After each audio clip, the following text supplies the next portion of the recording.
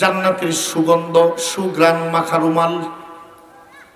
ওই রুমালটা ওই জান্নাতের তস্তরির মধ্যে নিয়ে ওই হাজার হাজার ফেরেশতার দল বেঁধে ওই নেককারের কাছে চলে আসে। মালাকুল মউত রূহটা কবজা করে ওই রেশমি রুমালের উপরে, ওই জান্নাতের রুমালের উপরে রেখে দেয়।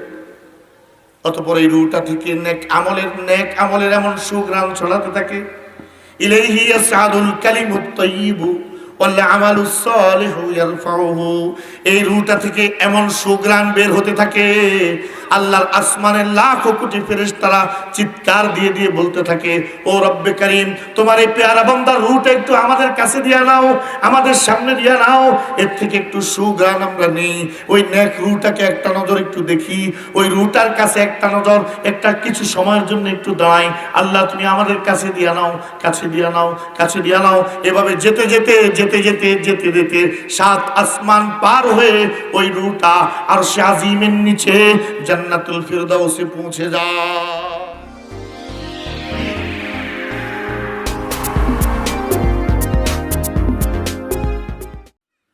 দক্ষিণ কুমিল্লা কওমি মাদ্রাসা ও নাথের পেটুয়া তাফসীর কমিটি এবং সর্বস্তরের তাওহীদি জনতার যৌথ উদ্যোগে আয়োজিত দুদিনব্যাপী ইসলাহী মহাসম্মেলনের প্রথম দিনের অধিবেশনের শ্রদ্ধাভাজন সভাপতি, উপস্থিত হাজরাতে উলামায়ে কেরাম, মুরব্বিয়ানে আযম, যুবক ভাইয়েরা, এ নাথের পেটুয়া বাজারের ব্যবসায়ীবৃন্দ, এ অঞ্চলের পর্দানিশীন আমাদের পরমা শ্রদ্ধেয়া সম্মানিতা মা ও বোনেরা, আমরা আমাদের মহান মালিক, মহান রব রব্বে কারীমের শাহেনশাহী দরবারে অসংখ্য অগণিত এবং অপুরন্ত শুকর আদায় করি যে আল্লাহ তাআলা গুনার পরিবেশ থেকে বের করে আমাদেরকে জান্নাতি পরিবেশে নিয়ে এসেছেন, যে আল্লাহ তাআলা আল্লাহর নাফরমানি পরিবেশ থেকে বের করে তার রহমতের পরিবেশে নিয়ে এসেছেন, যে আল্লাহ তাআলা আমাদেরকে এমন এক মুবারক জলসায় হাজির করেছেন যে জলসায় আসার নিয়ত করার সাথে সাথে আল্লাহর পক্ষ থেকে গুনাহ মাফের ফয়সালা হয়ে যায়। 2 ধরনের জলসা হয়, একগুলো ওয়াজ নসিহতের জলসা আর আরেকগুলো ইসলাহি জলসা। 2টা জলসার মধ্যে মৌলিক ব্যবধান আছে, অনেক ব্যবধান। তার মধ্যে একটি ব্যবধান হলো সাধারণ জলসাগুলো যখন শেষ হয় তখন আল্লাহ মাফ করে, আর ইসলাহি জলসা যখন শুরু হয় তখনই মাফ করে। সহিহ বুখারী শরীফে এক প্রসিদ্ধ হাদিস আছে, মশহুর হাদিস। বনি ইসরায়েলে এক ব্যক্তি 99 জন লোককে হত্যা করছে, 99 জন। তো যত বড় নাফরমানি হোক না কেন, যত বড় নাফরমানি হোক না কেন, আর যত বড় নাফরমানি করুক না কেন, আল্লাহ তাআলার রহমতের দরজা তো কখনো বন্ধ হয় না। আল্লাহ তো তওবার দরজা কখনো বন্ধ করেন না। তো 99 জন লোক হত্যা করার পর লোকটার ভেতরে অনুভূতি আসছে, লজ্জা আসছে, অনুশোচনা আসছে, হায় হায় আমি কি করলাম, কি করলাম। মুসনাদে আহমদ ইবনে হাম্বলের রওয়ায়েতে আছে যে এই লোকটা কোনো এক মজলিসের কাজ দিয়ে যাচ্ছিল। তো এই মজলিসে একজন আলেম কোরআন শরীফের আয়াত তেলাওয়াত করতেছে, আন্নাহু মান কাতালা নাফসান বিগাইরি নাফসিন আও ফাসাদিন ফিল আরদি ফাকান্নামা কাতালান নাস জামিআ। কেউ একজন এই আয়াতটা তেলাওয়াত করতেছে যে কেউ যদি কোনো মানুষকে নাহকভাবে হত্যা করে, বিনা অপরাধে হত্যা করে, তাহলে সারা পৃথিবীর সব মানুষকে হত্যা করলে যত গুনাহ হতো ওই লোকটার আমল নামায় আল্লাহ অত গুনাহ দিবে। নাউযুবিল্লাহ। জাযাউহু জাহান্নাম খালিদান ফিহা। নিরপরাধ কোন মানুষকে হত্যা করার সাজা তার জন্য জাহান্নাম, এবং সে চিরদিন জাহান্নামে থাকবে। এখানে খালিদান মানে মাকসাদ তাবিলা, দীর্ঘ সময়, অনেক লম্বা সময় তাকে জাহান্নামে জ্বলতে হবে, যেটাকে চিরদিন বলা যায়, এত লম্বা সময়। এই 2টা আয়াতের তেলাওয়াত শোনার পর তার ভিতরে তোলপাড় শুরু হয়ে গেছে। কারণ কোরআনে কারীম এমন এক কিতাব, এই কিতাবের কোন একটি আয়াত যদি কোনো কাফেরও মনোযোগ দিয়ে শুনে, তার ভিতরেও তোলপাড় শুরু হয়ে যায়, তার ভিতরেও ঝলঝলা শুরু হয়ে যায়। এই জন্য আবিসিনিয়ার বাদশা নাজ্জাশীর সামনে তিলাওয়াত শুরু করছেন হযরতে জাফর, খ্রিস্টান বাদশা। কিন্তু আল্লাহর কালামের এমনই শান, সমস্ত বড় বড় মন্ত্রীরা সামনে বসা, প্রজারা সামনে, শিশুর মতো কান্না আরম্ভ করে দিয়েছে নাজ্জাশী। আল্লাহর কালামের শানটাই এমন, ভিতরে তোলপাড় হয়ে যায়, মহব্বতের জোয়ার বয়ে যায়। কারণ কোরআনে কারীম নূর। বলেন ভাই, কোরআনে কারীম কি? নূর। যেই কান দিয়ে কোরআনের একটা শব্দ ঢুকলো, তো তার ভিতরে নূরের একটা ঝলক ঢুকে গেছে। এই নূরের ঝলক তার ভিতরে গিয়ে গুনার অন্ধকার গুলাকে মেসমার করে দেয়। তো আল্লাহর কালামের এই দুইটা আয়াতের তেলাওয়াত শুনে একটা ছোট্ট কথা মাঝখানে বলে নিই। কোরআনে কারীম মানুষের মধ্যে কি পরিমাণ আসর করে। অন্তত 10 জন আসমাই রিজালের বড় ইমাম এই ঘটনা তাদের কিতাবে উল্লেখ করেছেন, কমপক্ষে 10 জন। এদের মধ্যে ইমাম শামসুদ্দিন যাহাবিও আছেন। হযরতে আব্দুল্লাহ ইবনে মুবারক রাহমাতুল্লাহি আলাইহি,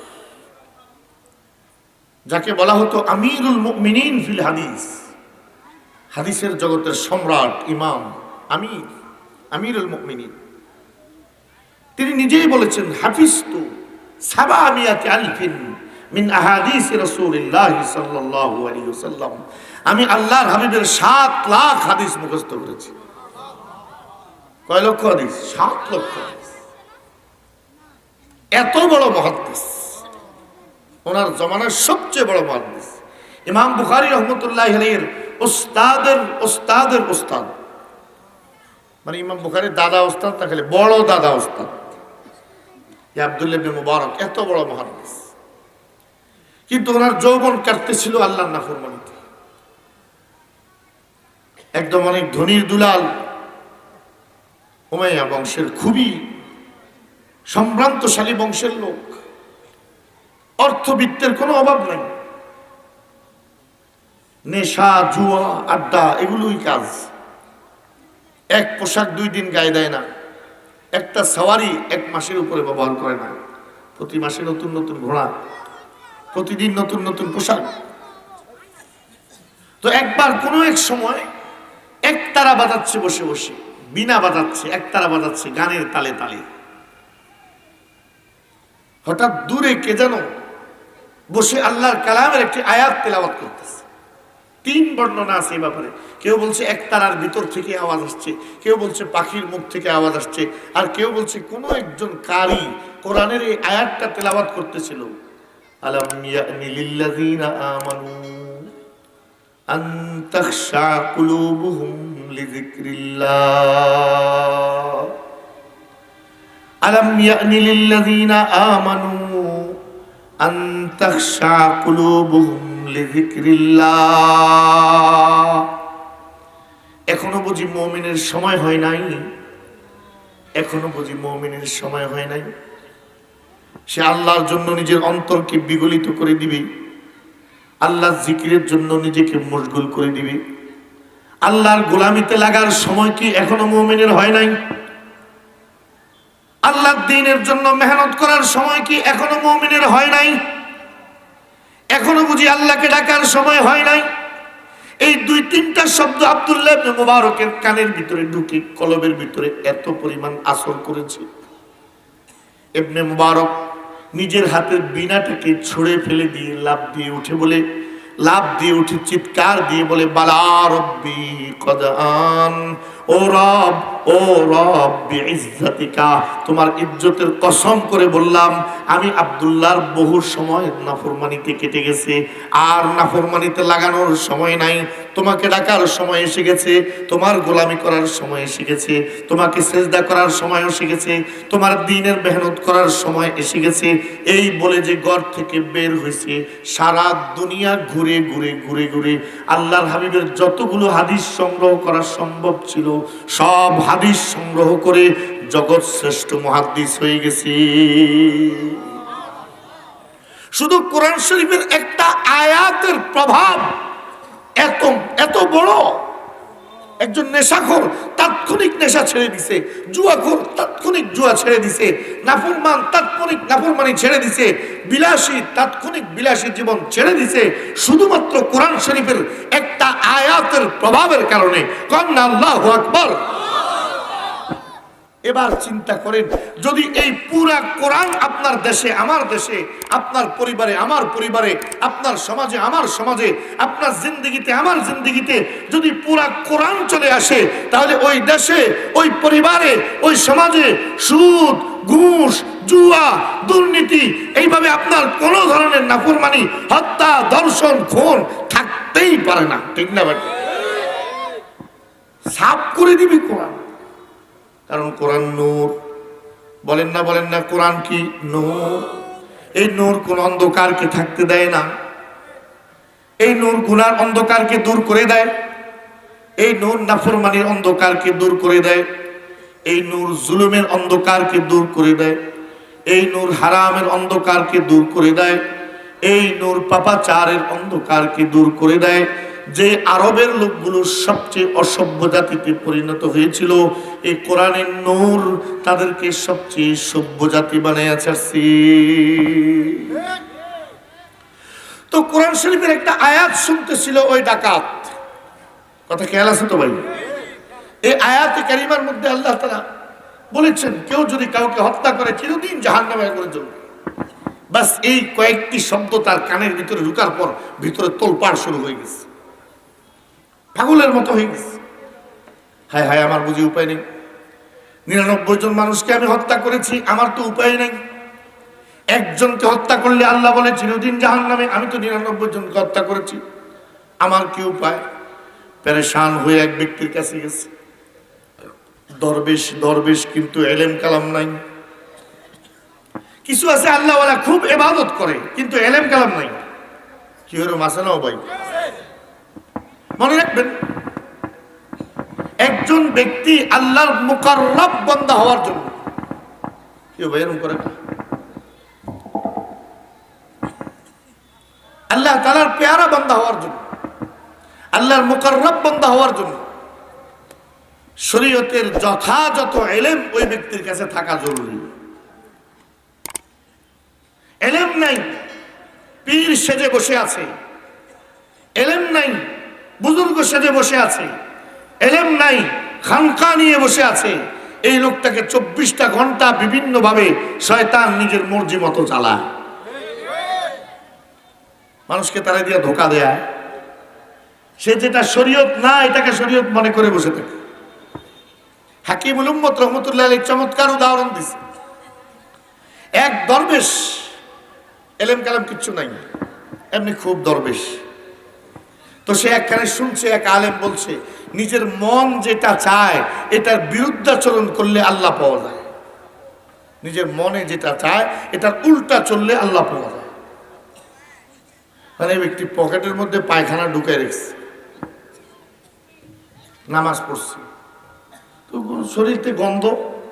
তো পাশে একজন আলেম, তো কি ভাই আপনার শরীরতে কেমন জানি গন্ধ? জি হুজুর, আমার পকেটের মধ্যে পায়খানা। কত তোমার পকেটে পায়খানা কেন? হুজুর, আমি শুনছি নিজের মনের বিরুদ্ধে না চললে আল্লাহ পাওয়া যায় না। তো আমার মন চায় শরীরের মধ্যে সুগন্ধি লাগাইতে, এখন মনের বিরুদ্ধে না চলার জন্য আমি এই সুগন্ধিটার পরিবর্তে পায়খানা রেখে দিছি যাতে দুর্গন্ধ হয়। মানে মনের বিরুদ্ধে চললে আল্লাহ পাওয়া যায়। এর লেগে মন চাইছে পকেটে আতর রাখতো, আতর বাইর করে মনের বিরুদ্ধে পায়খানা ঢুকে রেখেছে। এবার তার নামাজ হয়েছে না, বলেন নাও ভাই, তা তো শরীরই না পাক। তো সে এই ভুলটা কেন করলো? এই নাপাকি রেখে নিজে এটাকেই বুজুর্গি মনে করে কেন করলো? এলেম না থাকার কারণে। বলেন না, কি না থাকার কারণে? এলেম। কারণ এলম এমন এক দৌলতের নাম, এই এলেম যদি কারো কাছে আসে, এই এলেম 24 ঘন্টা তাকে পাহারা দিয়ে দিয়ে দিয়ে দিয়ে আল্লাহর নাফরমানি থেকে বাঁচাবে। এলেমের শানই এটা।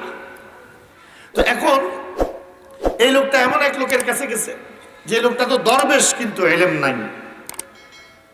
যে বলতেছে, হুজুর আমি 99 জন মানুষকে হত্যা করছি, ইন্নী কাতালতু 99 নাফসা, 99 জন মানুষকে হত্যা করছি, ফাহাল্লি মিন তাওবাতিন, আমার তাওবার কোনো সুযোগ আছে?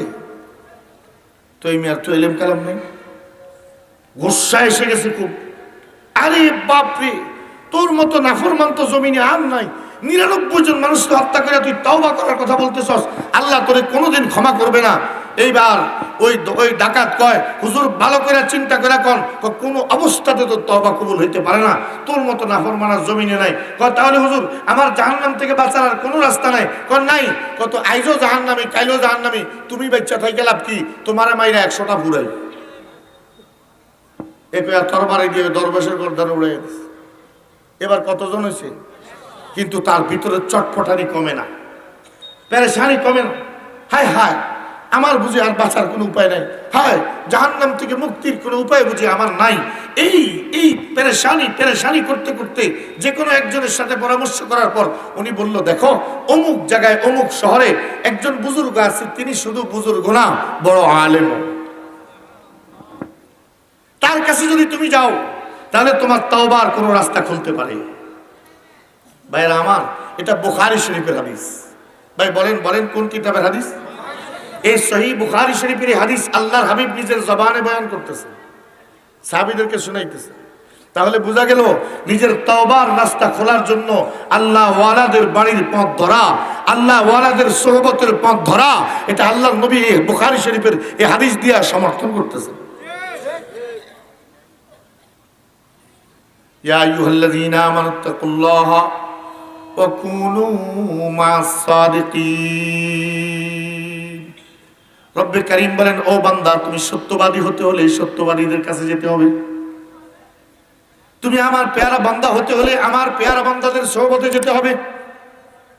তুমি আমি রব্বে কারীমের কাছাকাছি আসতে হলে আমার কাছের বান্দাদের নেক নজর তোমার লাগবে, আমার কাছের বান্দাদের দোয়া তোমার লাগবে, আমার কাছের বান্দাদের সোহবত তোমার লাগবে, আমার কাছের বান্দাদের পরামর্শ তোমার লাগবে। কুনু মা'আস সাদিকিন, নেককার যারা, সাদিকিন যারা, সালেহিন যারা, তাদের সঙ্গী হও, তাদের সোহবতে যাও, তাদের পরামর্শে চলো, তাহলে আমি মালিককে পাওয়া তোমার জন্য সহজ হবে। বলেন না সুবহানাল্লাহ। আপনি একটু চিন্তা করে দেখেন না, আল্লাহর হাবিবের সাহাবীদের যে এই শান, সাহাবীদের কি শান! হুজুর বলেন, আল্লাহ আল্লাহ ফি আসহাবি লাউ আনফাকা আহাদুকুম মিসলা উহুদিন যাহাবা মা বালাগা মুদ্দা আহাদিহিম ওয়ালা নাসিফাহু।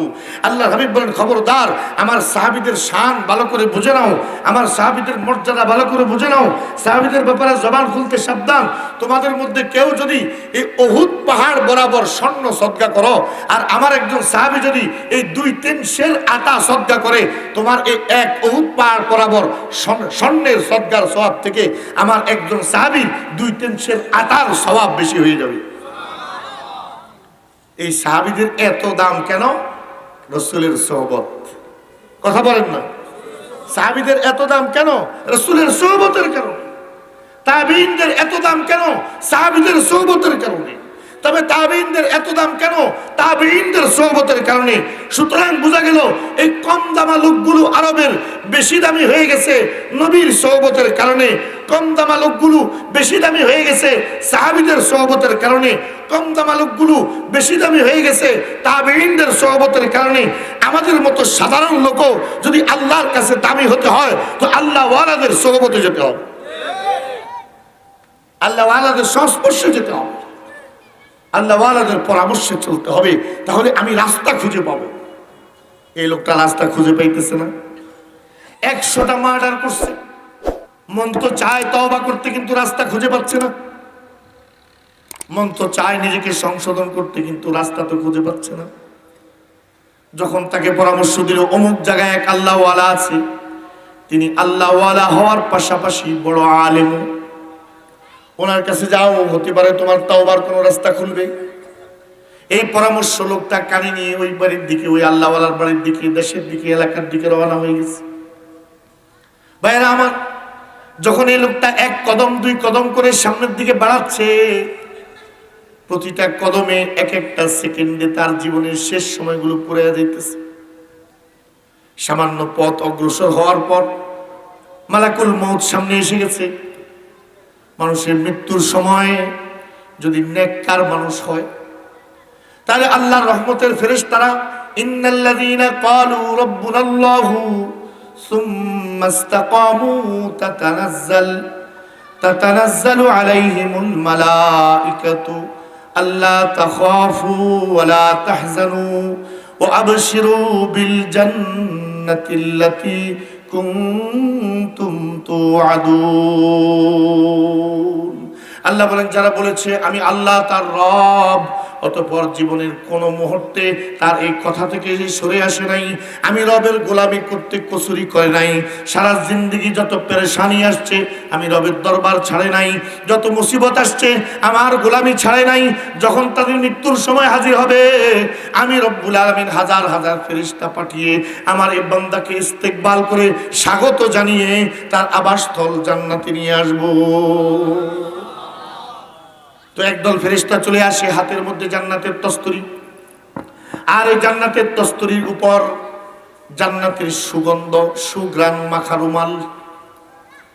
ওই রুমালটা ওই জান্নাতের তস্তরির মধ্যে নিয়ে ওই হাজার হাজার ফেরেশতা দল বেঁধে ওই নেককারের কাছে চলে আসে। মালাকুল মউত রূহটা কবজা করে ওই রেশমি রুমালের উপরে, ওই জান্নাতের রুমালের উপরে রেখে দেয়। অতঃপর এই রূহটা থেকে নেক আমলের এমন সুঘ্রাণ ছড়াতে থাকে।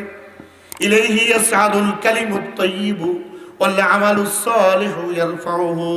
এই রূহটা থেকে এমন সুঘ্রাণ বের হতে থাকে, আল্লাহর আসমানের লাখো কোটি ফেরেশতারা চিৎকার দিয়ে দিয়ে বলতে থাকে, ও রব্বে কারীম, তোমার এই পেয়ারা বান্দার রূহটা একটু আমাদের কাছে দিয়ে নাও, আমাদের সামনে দিয়ে নাও, এর থেকে একটু সুঘ্রাণ আমরা নেই। ওই নেক রূহটাকে একটা নজর একটু দেখি, ওই রূহটার কাছে একটা নজর, একটা কিছু সময়ের জন্য একটু দাঁড়াই।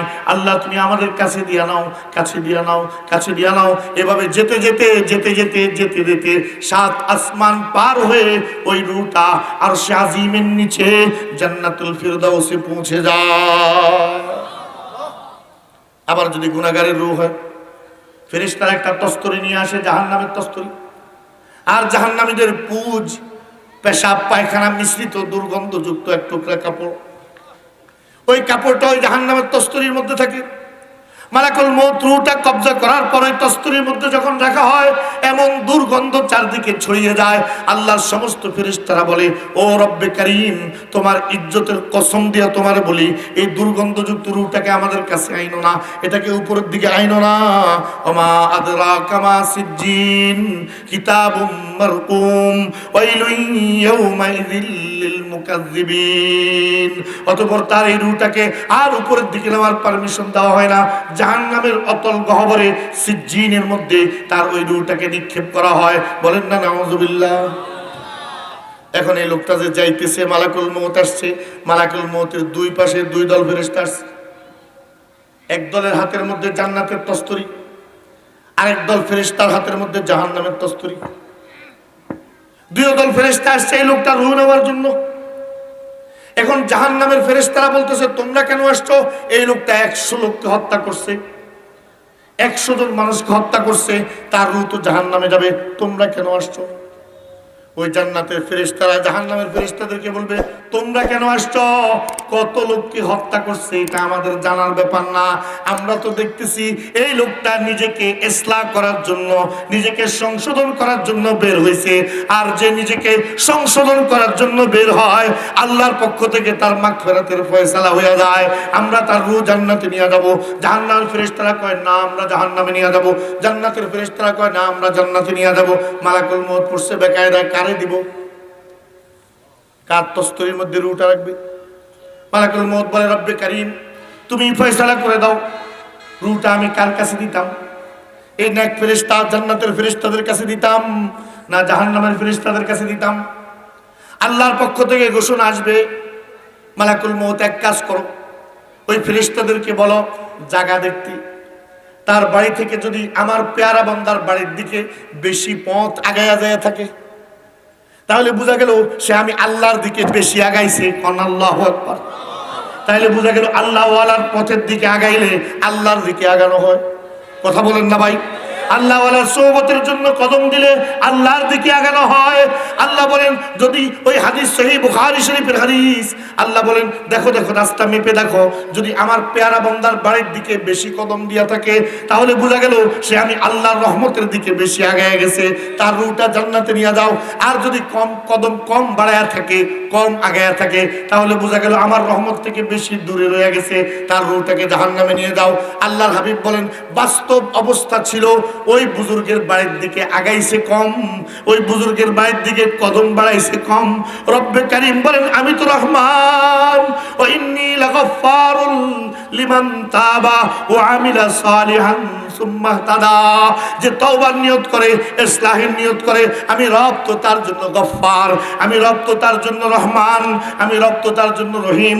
আল্লাহ জমিনকে বললেন ও জমিন, তুই যদি একটু সংকীর্ণ হয়ে যাস, একটু খিচা যাস, আর ফেরেশতারা মাপলে যদি আমার পেয়ারা বান্দার বাড়ির দিকে পথ কম পায়, তাহলে আমার এই বান্দার রূহটাকে আমি জান্নাতে নিয়ে আসতে পারি। ও জমিন তুই একটু খিচে যা, ওই জমিন তুই একটু সংকীর্ণ হয়ে যা।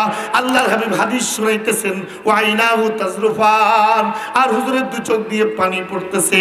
ওই জমিন খিচে গেছে, ফেরেশতারা মাপ দিয়া দেখে আল্লাহ ওয়ালার বাড়ির তার রূহটা সোজা জান্নাতে নিয়ে গেছে। জোরে কন্যা সুবহানাল্লাহ। এটা ইসলামী মাহফিল। বলেন বলেন এটা কি মাহফিল? ইসলামী মাহফিল। ইসলামী মাহফিলের জন্য আল্লাহ ওয়ালার সোহবত বড় জরুরি। ইসলাহ হওয়ার জন্য আল্লাহ ওয়ালার সোহবত বড় জরুরি। নিজেকে সংশোধন করার জন্য আল্লাহ ওয়ালার নেক নজর বড় জরুরি। একটা ছোট্ট উদাহরণ শুনেন, আমার কথাগুলো বুঝতেছেন নি ভাই? আমরা যে গুনাহগুলো করি, গুনাহ করি তো না, কোনো না কোনো গুনাহে তো আমরা লিপ্ত আছি। দুই চোখকে যদি আমি জিজ্ঞাসা করি, দুই চোখ আজ সকাল থেকে বিকাল পর্যন্ত কয়টা গুনাহ করছস? চোখ কইব আমি তো হিসাব রাখি না। জবানকে যদি জিগায় কয়টা গুনাহ করছস, জবানের কাছে কোনো হিসাব নাই। হাত পা অঙ্গ প্রত্যঙ্গ 24টা ঘন্টা আল্লাহর নাফরমানিতে লিপ্ত। যেই কারণে গুনাহ করতে করতে আইয়ু কলবিন উসরিবাহা নুকিতাত ফীহি নুকতাতুন সাওদা, অন্তর কালো হতে হতে হতে হতে হতে হতে একদম বিষাক্ত হয়ে গেছে। আমি প্রায় সময় একটা কথা বলে থাকি, মানুষ যখন একটা গুনাহ করে একটা কালো দাগ হয়। কি হয় বলেন? এই দাগটার 3টা বৈশিষ্ট্য। এক হলো দাগটা কালো, 2 হলো দাগটা দুর্গন্ধ, 3 হলো দাগটা নাপাক। এই গুনার বৈশিষ্ট্য কয়টা? কালো, দুর্গন্ধ, নাপাক। বলেন সবাই বলেন, কালো, দুর্গন্ধ, নাপাক। তাহলে আমার অন্তরে যদি একটা গুনার দাগ পড়ে, একটা কালো দাগ, একটা দুর্গন্ধযুক্ত দাগ, একটা নাপাক দাগ পড়লো, 2টা হইলে 2টা, 3টা হইলে 3টা, এইভাবে আমার আর আপনার অন্তরটা যখন কালো হতে হতে নিকষ কালো, অন্ধকার আর দুর্গন্ধযুক্ত হয়ে গেছে, এখন ফেরেশতারা এই অন্তরের কাছে দাঁড়িয়ে আসতে পারে না। এই অন্তরের বাসা হয়ে গেছে শয়তানের। কারণ শয়তান কালো খোঁজে, অন্ধকার খোঁজে, শয়তান দুর্গন্ধ খোঁজে, শয়তান নাপাক খোঁজে। কথা বলেন না ভাই? শয়তান সব সময় উল্টাটা খোঁজে।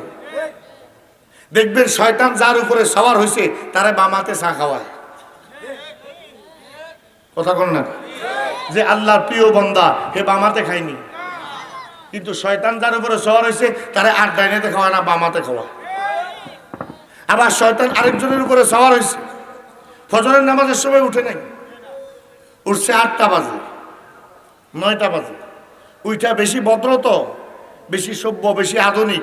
এই বিছানার মধ্যে বসে 1 কাপ চা খায়, এটার নাম বেড টি। মুখও ধোয় নাই, কুলিও করে নাই, মুখটা পরিষ্কারও করে নাই। আল্লাহকে তুই শয়তানকে খুশি করার লেগা শুয়া রইছস, আমি বুঝি তোরে মুখ ধোয়াইয়া চা খাওয়াইতাম।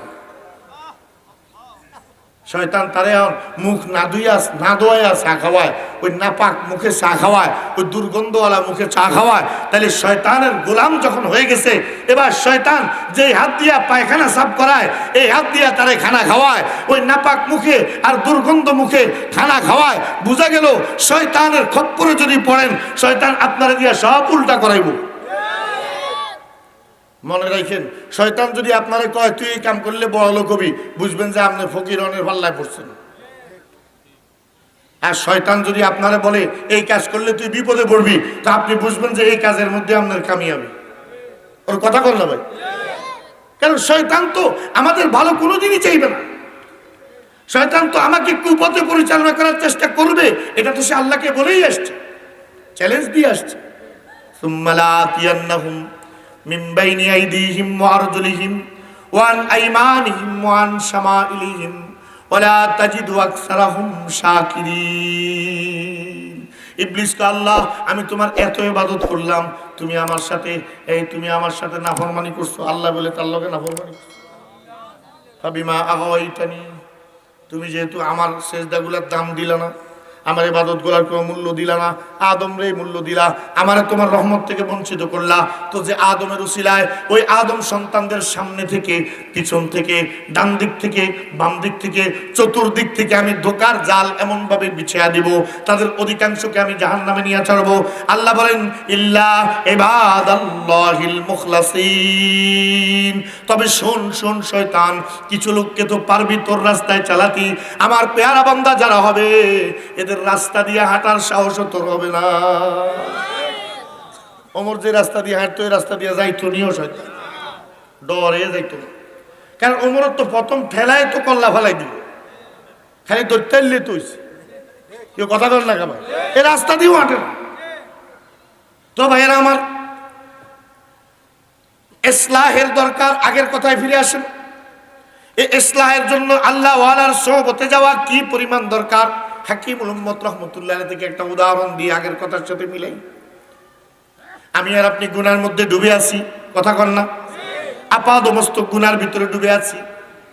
চোখের গুনাহ, কানের গুনাহ, হাতের গুনাহ, পায়ের গুনাহ। মনটা চায় তওবা করে ফেলি, মনটা চায় গুনাহ ছেড়ে ফেলি। অনেক সময় একাকি একাকি শুয়ে শুয়ে কয় আর গুনাহ করতাম না, আর গুনাহ করতাম না। সকালবেলায় উঠে আবার যেই সেই কথা বলেন না ভাই, গুনাহ তো ছাড়তে মন চায়, কিন্তু ছাড়ার রাস্তাটা তো খুঁজে পাইতেছি না। গুনাহ থেকে মুক্ত হইতে তো মন চায়, কিন্তু গুনাহ থেকে মুক্ত হওয়ার রাস্তাটা তো খুঁজে পাইতেছি না। গুনাহ থেকে মুক্ত হয়ে আল্লাহর পেয়ারা বান্দা হতে মন চায়, কিন্তু আমি পথ তো খুঁজে পাইতেছি না। এই পথ খুঁজে পাওয়ার জন্য পথওয়ালা লোকদের কাছে যেতে হবে। এই কথাটার একটা উদাহরণ নেন। হাকিমুল উম্মত রহমতুল্লাহ আলাইহির কাছে এক লোক আসছে মুরিদ হইতে। ওদিন আমি সরাসরি বলতেছিলাম ওকে একটা ঘটনা। আয়েশাকে, হুজুর আমি গুনাহ থেকে তওবা করে একটু নেক আমল করার ইচ্ছা রাখি, আপনার কাছে মুরিদ হয়ে। হুজুর কয় ভালো কথা, তবে আমার একটা শর্ত আছে। কি শর্ত? হুজুর আমার একটা বদ অভ্যাস আছে, আমি খালি বেগানা মহিলার দিকে বেশি বেশি তাকাই। এইটা যদি আপনি আমার মানা করেন তাহলে কিন্তু আমি মুরিদ হইতে পারতাম। আপনি যা বলবেন আমি সব মানুষ, কিন্তু এই রাস্তায় যায় বেগানা মহিলার দিকে তাকানোর এই কামটা, এটা হুজুর আপনি আমার ছাড়তে গেলে খামাখা আমি পারতাম না, যেটা এটা কইয়া তো লাভ নাই। এই কামটা চালাইতে থাকুন আমি। আর জিকির আজকার তেলাওয়াত তাসবিহ আপনি যা দিবেন এগুলাও সালামও। এই আমার শর্ত যদি আপনার মঞ্জুর হয় তাহলে আমি মুরিদ হই। এখন হাকিমুল উম্মতের সামনে বসা বড় বড় আলেমরা, সৈয়দ সুলাইমান নদভীর মতো মানুষ সামনে বসা, মুফতি মোহাম্মদ শফি রহমতুল্লাহ আলাইহির মতো মানুষ সামনে বসা, তারা সবাই তাজ্জুব হয়ে আছে, সেই লোকটার সাহস কত। হাকিমুল উম্মতের কাছে বেগানা মহিলার দিকে যাওয়ার অনুমতি চায়, আর হুজুর অনুমতি দিবে কিভাবে? আল্লাহ কোরআন শরীফে বেগানা মহিলার দিকে তাকানো হারাম করছে। কুল্লিল মুমিনিনা ইয়াগুদ্দু মিন আবসারিহিম, ও মুমিন তোমরা তোমাদের দৃষ্টিকে পরনারী থেকে নিম্নগামী করে রাখো। আর হুজুর যদি কয় অনুমতি আছে, তো হুজুর তো কোরআনের বিরুদ্ধাচরণ করবে, হুজুর অনুমতি দিবে কিভাবে? তাইলে এই লোক মুরিদ হইতে পারতো না, আর ইসলাম হইতে পারতো না। আলেমরা মনে মনে কয়, কিন্তু তাদের উপরে বড় ডাক্তার তো একজন সামনে বসা, আশরাফ আলী থানভী রহমতুল্লাহ আলাইহি। হযরতে আলেমদের চেহারার দিকে তাকায় বুঝা লাইছে তার মনের ভিতরে কি চলতেছে। তো মুচকি হেসে দিয়া তার সামনে আগায় কয়, তুমি আমার সামনে আগাও। আগাইছে, কয় যদি আমি তোমাকে আগুনে পড়তে বলি রাজি? রাজি। যদি পানিতে ঝাঁপ দিতে বলি? হুজুর এক কথায় আপনি আর আমার কিচ্ছু জিজ্ঞাসা করা লাগবে না, বেগানা মহিলার দিকে তাকানোর ব্যাপারটা বাদ দিয়া আপনি যদি আমার জীবনটা দিতে কন তাও দিব। সব মানুষ হাকিমুল উম্মত কথা ঠিক আছে তো? হ্যাঁ, তো মুরিদ হয়ে গেছে। ঠিক আছে, তোমার অনুমতি দিলাম, যত ইচ্ছা তুমি বেগানা মহিলা চাইও। সৈয়দ সুলাইমান নদভী কয় এই মনে মনে কয় এর লেগে মনে মনে কইছিলাম আগে যে পীর সাহেব পীর মুরিদি বালা না। এই তো হুজুর কোরআনের বিরুদ্ধে হুকুম দিতেছে। হুজুর এখন এই মুরিদকে অনুমতি দিয়ে দিছে কোরআনের বিরুদ্ধে, বেগানা মহিলার দিকে তাকাইতে কোরআন হারাম করছে, নিষেধ করছে, হুজুর দেখে অনুমতি দিয়ে দিছে। আর মনে মনে যে তারা ভাবে কিন্তু সাহস করে জিগাইতে আর না কে অনুমতি, মানে এই লোকটা মুরিদ হয়েছে, বয়াত হয়েছে। বয়াত শেষ করার পর হাকিম উম্মত রহমতুল্লাহ আলাইহি কয় তো ঠিক আছে, তুমি সব আমার এই জিকির তাসবিহ তিলাওয়াত এভাবে এভাবে করবা, 5 ওয়াক্ত নামাজ জামাতে পড়বা, কি আল্লাহ ওয়ালাদের কাছে মুরিদ হলে এগুলা কয় না, বাস এভাবে এভাবে করবা। আর বেগানা মহিলার দিকে যে চাইবা এটা বেশি বেশি চাইও, কোনো অসুবিধা নেই, তবে আমার একটা শর্ত, তুমি একটা ডায়েরি লইয়া প্রত্যেকদিন বাইর হইবা।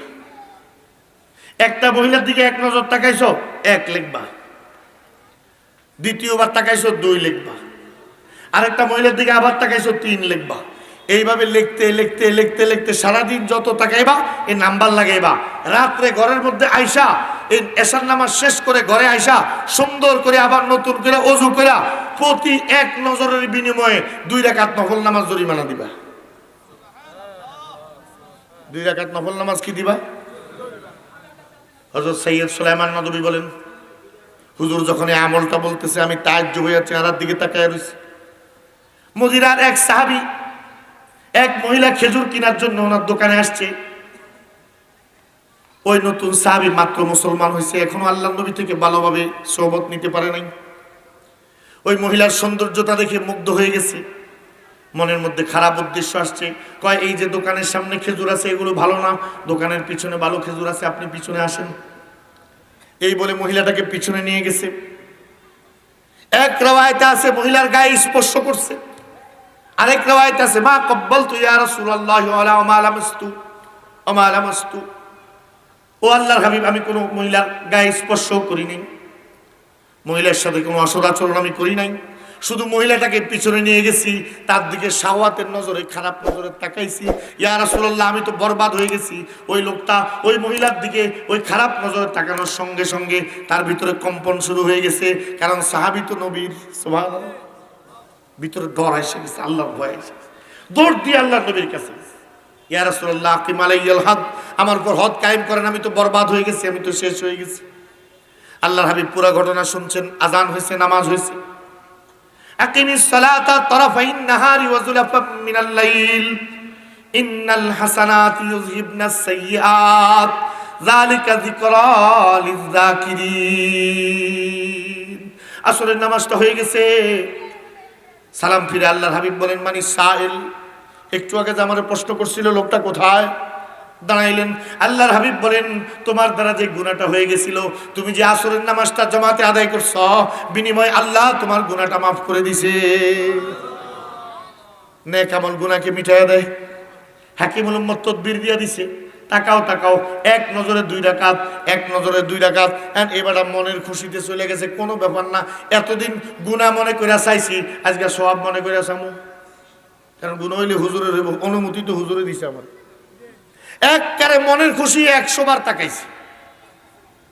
এবার কত রাকাত নফল নামাজ আইছে? আরে কথা কর না ভাই, যে বেটা এতদিন ওয়াক্তি নামাজ ঠিক মতো পড়ে নাই, 200 রাকাত নফল নামাজ কেমনেও পড়বে? 20 টাকা 40 টাকা পড়ার পর হাত পাও সব বন্ধ হয়ে যাই, কতক্ষণ বৈশা পড়ছে, কতক্ষণ শুয়ে পড়ছে, এইভাবে 200 রাকাত পুরাইতে পুরাইতে ফজরের নামাজের আজান হইছে। এবার মনে মনে কয় আমারে কি শতানে কি লাইছি, আমি এতবার চাইতাম। আরে কমাইলে সাউন্ডটা কমাই দিলে তো নামাজও কমে যায়।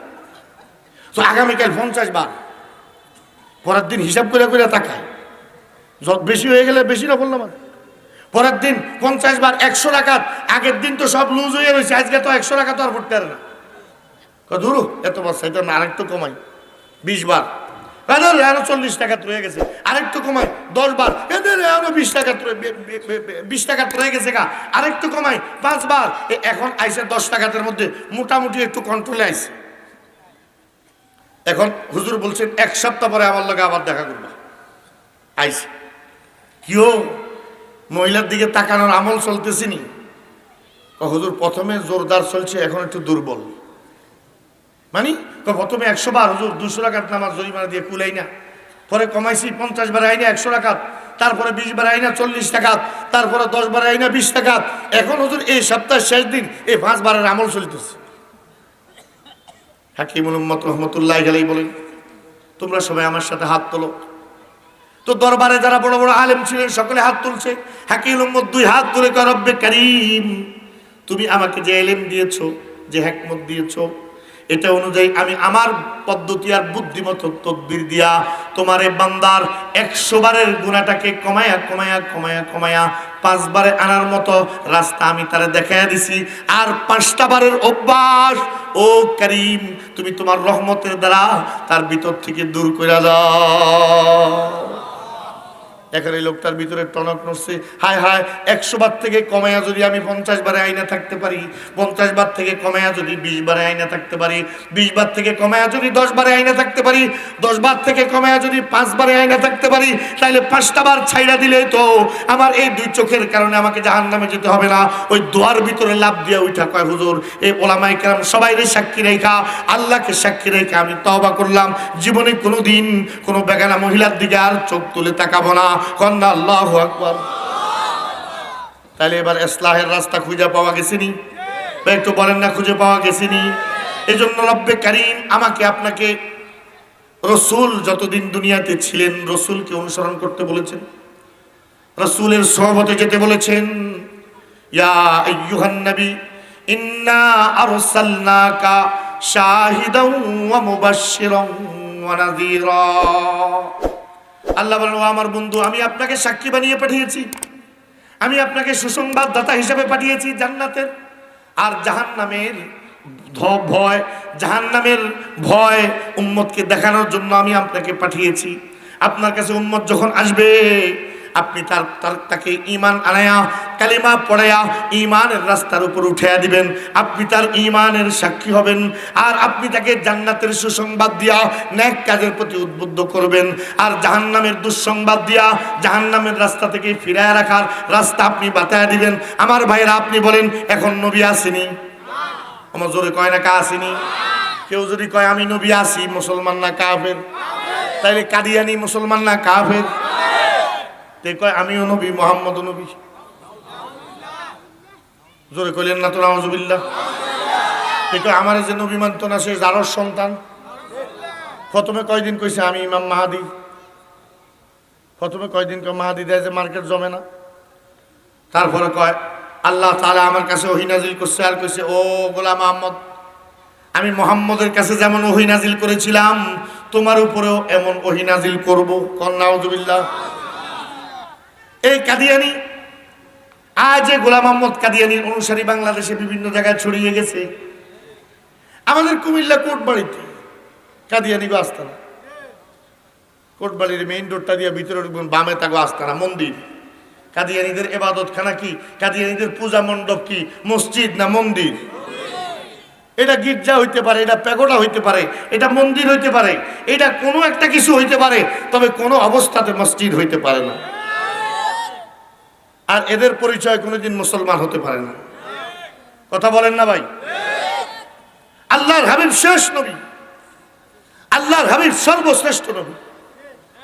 আল্লাহর হাবিবের মাধ্যমে নবুয়তের দরজা বন্ধ হয়ে গেছে, নবুয়তের সিলসিলা বন্ধ হয়ে গেছে। কেউ যদি নবীর পরে কাউকে নবী হওয়া সম্ভাবনা আছে এই ধারণাও করে, সেও জমিনের বত্তর কাফের। তাহলে এবার আপনারা বলেন কাদিয়ানীরা মুসলমান না কাফের? তো তারা মুসলমান পরিচয় দিয়ে আমাদের দেশে থাকে কেন? তারা মুসলমান পরিচয় দিয়ে মুসলমানদের ভিতরে চলে কেন? আমাদের মাননীয় প্রধানমন্ত্রী কয়েক বছর আগে একটা কথা বলছে, জাতীয় দৈনিকগুলোতে ফলাও করে আসছে। বাইরের দলের কিছু লোক আমার দলের পরিচয় দিয়া, আমাদের দলের পরিচয় দিয়া দলের ভিতরে অনুপ্রবেশ করছে, ঢুকে গেছে।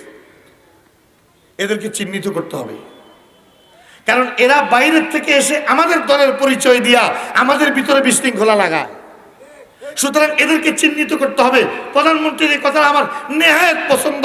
ও মাননীয় প্রধানমন্ত্রী, আপনার দলের লোক না, যদি বাইরের থেকে এসে আপনার দলের পরিচয় দেওয়ার কারণে আপনি তাকে চিহ্নিত করার নির্দেশ দিতে পারেন, তাহলে কাদিয়ানীরা কাফের হয়েও মুসলমান পরিচয় দিয়া ইসলামের 12টা বাজাইতেছে, এদেরকেও চিহ্নিত করা আপনার দায়িত্ব।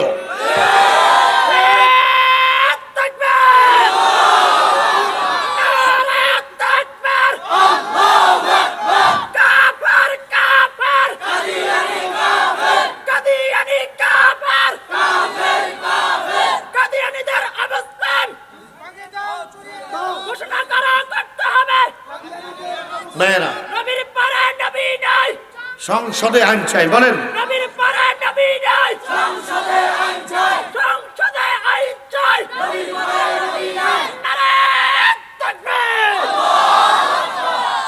এটা মজার ঘটনা বলি আপনাদের, সময় খুব বেশি নেই হাতে।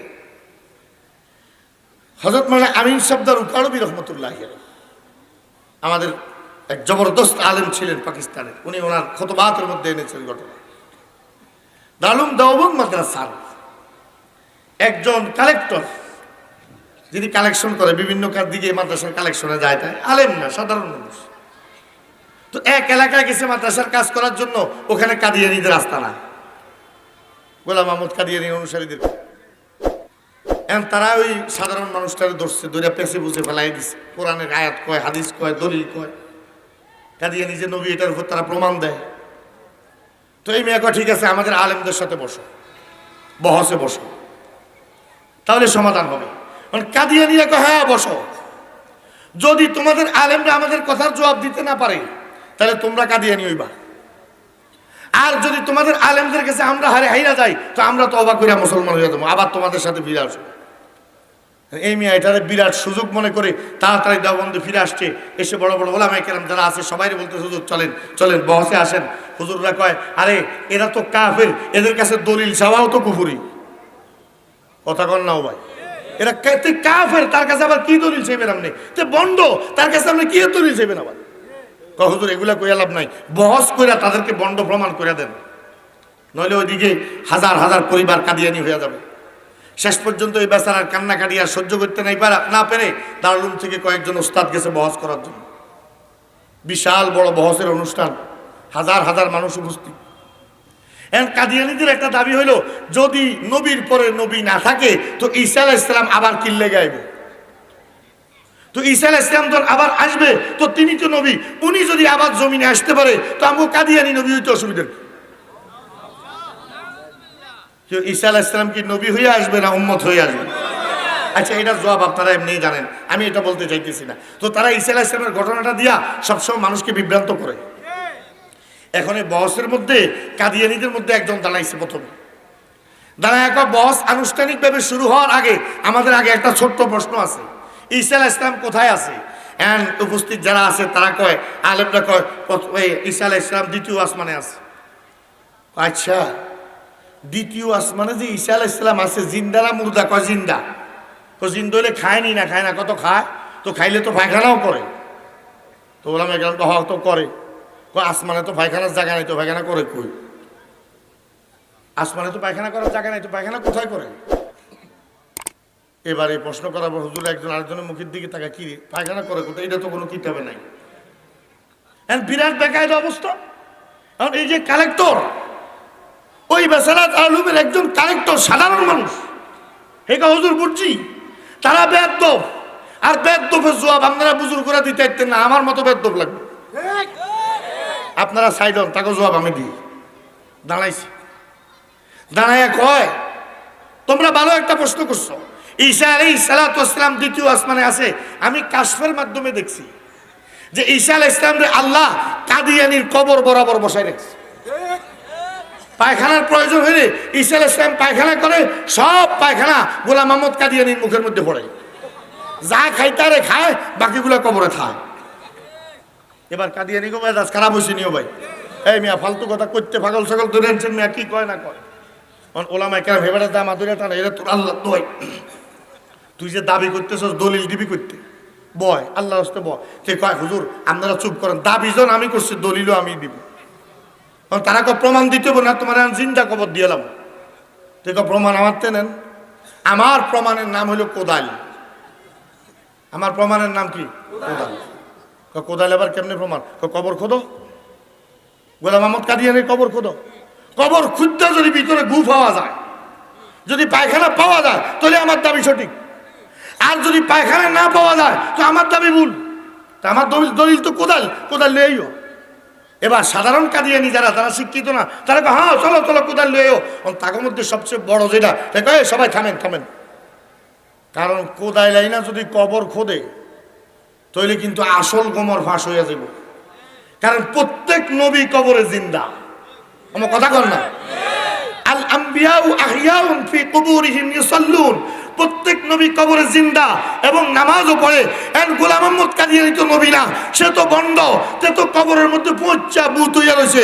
এখন গু আছে না নাই এইটা চেক করার লাগে যদি কবর খোদে, আর যদি তার ফোঁসা লাশ পাওয়া যায় তো তেজে বন্ড, এটা তো সারা দুনিয়ার সামনে প্রকাশ হয়ে যাবে।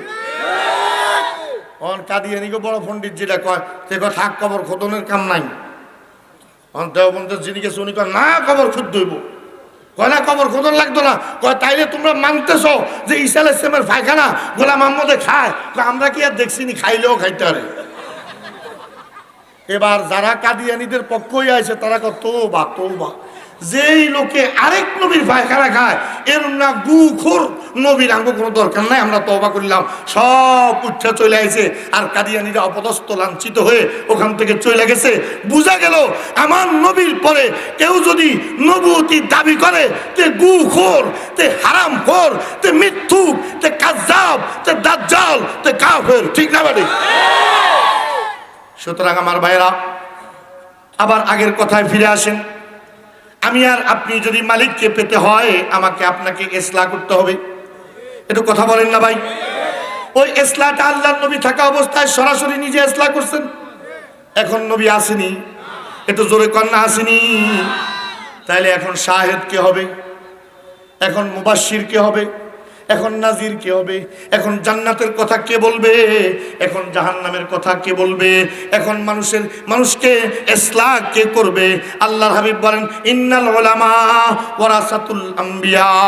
আল্লাহর হাবিব বলেন উলামায়ে কেরাম আমি নবীর ওয়ারিস। আপনারা সবাই জানেন একজন মানুষের ওয়ারিস মারা গেলে তার ওয়ারিস কি দূরের মানুষ হয় না আপন মানুষ হয়? একটু জোরে কোন, দূরের হয় না আপন হয়? তাহলে আল্লাহর হাবিব বলেন আমি নবীর ওয়ারিস হলো ওলামাগণ, আমি নবীর ওয়ারিস হলো আলেমরা। তাহলে আমার নবী বুঝাইতেছেন আমার সন্তান, আমার স্ত্রী, আমার পরিজন, এই সবার চেয়েও কিয়ামত পর্যন্ত যত মানুষ আলেম হবে, যত ব্যক্তি আলেম হবে তারা আমি নবীর সবচেয়ে বেশি আপন। এই কারণে তারা আমি নবীর ওয়ারিস। সুবহানাল্লাহ। এবার নবী ওয়ারিস মিরাস হিসাবে কি সম্পদ রেখে গেছেনি? কথা কোন জায়গা জমি রেখে গেছেনি? নবী রেখে গেছে ইন্নামা ওয়ার রাসূল ইলম, এলেম রেখে গেছে। তাহলে এই নবুয়তির এলেম যার কাছে আসবে আপনি ইসলার জন্য তার কাছে যাবেন। ওই নবুয়তির সহি এলেম যার কাছে থাকবে আপনি সংসদের জন্য তার কাছে যাবেন। সাহাবায়ে কেরাম দৌড়াইয়া আল্লাহর নবীর কাছে গেছে। রাসূলের ইন্তেকালের পর দৌড়াইয়া দৌড়াইয়া ওই সকল সাহাবীদের কাছে গেছে যারা আল্লাহর হাবিব থেকে এলেম সহিভাবে অর্জন করেছে। ও আমার ভাইরা, আজকে এই নাথের পেটুয়াবাসী ওলামায়ে কেরাম এই ইসলাহি জলসার আয়োজন করেছে। আগামীকালকে বাংলাদেশের সর্বশ্রেষ্ঠ বুজুর্গ শেখুল মাশায়েখ, হাজার হাজার লাখ লাখ আলেমের পীর মুর্শিদ, সারা দুনিয়ার বড় শীর্ষস্থানীয় আলেমদের মধ্যে একজন আমাদের উস্তাদ মুহতারাম, আমাদের শেখ মুহতারাম আল্লামা আহমদ শফি দামাত বারাকাতুহুম আগামীকাল তাশরিফ আনবেন ইনশাআল্লাহ। হযরতের সাথে সম্পর্ক কায়েম করে নিজেদের ইসলাহের রাস্তা খুঁজে নিব, আল্লাহ পাওয়ার রাস্তা খুঁজে নিব, মালিকের সন্তুষ্টি পাওয়ার রাস্তা খুঁজে নিব ইনশাআল্লাহ। বলেন না ইনশাআল্লাহ। আল্লাহ সুস্থতার সাথে হুজুরকে পৌঁছায় দেন, বলি আমিন। আল্লাহ ষড়যন্ত্রকারীরা তো সবসময় থাকবে, প্রচার করে হুজুর আইতো না, হুজুর অসুস্থ।